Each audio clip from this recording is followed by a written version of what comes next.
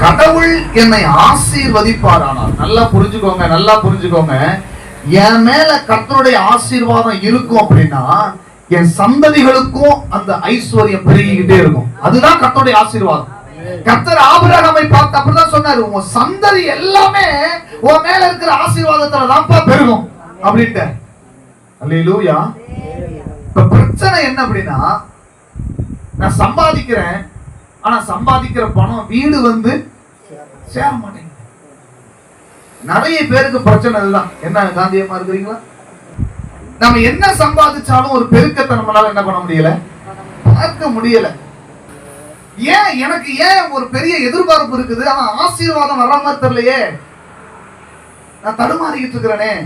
நான் சம்பாதிக்கிற சம்பாத்தியம் வீடு வந்து சேர்றதுக்குள்ள கடன்காரனுக்கும் வட்டிக்காரனுக்கும் அப்படி கொடுத்து முடிஞ்சிருந்தேன். நான் 1 லட்சம் ரூபாய் சம்பாதிக்கிறேன் அப்படிங்கிறது இங்க எனக்கு ஆசீர்வாதம் கிடையாதுமா. நல்லா புரிஞ்சுக்கோங்க. நீங்க 1 கோடி ரூபாய் சம்பாதிச்சாலும் அது நம்முடைய ஆசீர்வாதம் இல்ல. 1 கோடி ரூபாயில 1 கோடி ரூபாய் செலவாயிடுச்சு, அங்க ஒண்ணும் சேர்ற மாதிரி தெரியலையே, வீடு வந்து சேரலையே. 1 கோடி ரூபாய் சம்பாதிக்கிறேன். ஒருத்தன் நேற்றுக்கு முந்தினத்தை ஒரு ஐடி வேலை பார்க்கறவன் வந்து போட்டுருக்கான், எத்தனை லட்சம் ரூபாய் சம்பாதிக்கிறாங்க ஐயா, 40 லட்சம் ரூபாய் சம்பாதிக்கிறானா, இன்னமும் அவன் வந்து கடன்ல வாழ்ந்துட்டு இருக்கிறான். சாப்பாட்டுக்கும் காருக்கும் ரூமுக்கும் வாடகைக்கும் போயிருக்கான்.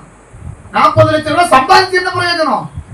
ஏங்க நம்ம 500 ரூபாய் சம்பாதிக்கிற சோறு நல்லா திக்கிறோமா இல்லையா? அல்லேலூயா சொல்லுங்க. என்ன 40 லட்சம் ரூபாய் சம்பாதிச்சு என்ன பிரயோஜனம்? ஒரு காரியத்தை நல்லா புரிஞ்சுக்கோங்க, கர்த்தருடைய ஆசீர்வாதம் ஐஸ்வர்யத்தை தரும். அதுல எந்த விதமான மாற்றமும் இல்லை. நான் 1 லட்சம் ரூபாய் சம்பாதிக்கிறேன், அதுல 10 ரூபாய் செலவு இல்லப்பா, இந்த மாசம் இந்த 10 ரூபாய் அப்படியே இருக்கும் அப்படின்னா நான் பணக்காரன் ஆயிட்டு இருக்கேன்னு அர்த்தம். எஸ், இதை நீங்க புரிஞ்சுக்கணும்.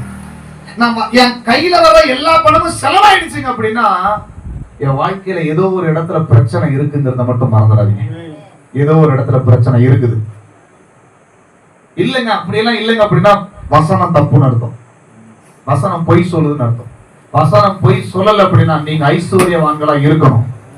ஆமே, நீங்க ஐஸ்வர்யவான்களாக இருக்கணும், நீங்க நல்லா இருக்கணும், நீங்க பெருகி இருக்கணும், நீங்க உயர்ந்து இருக்கணும். ஆமா,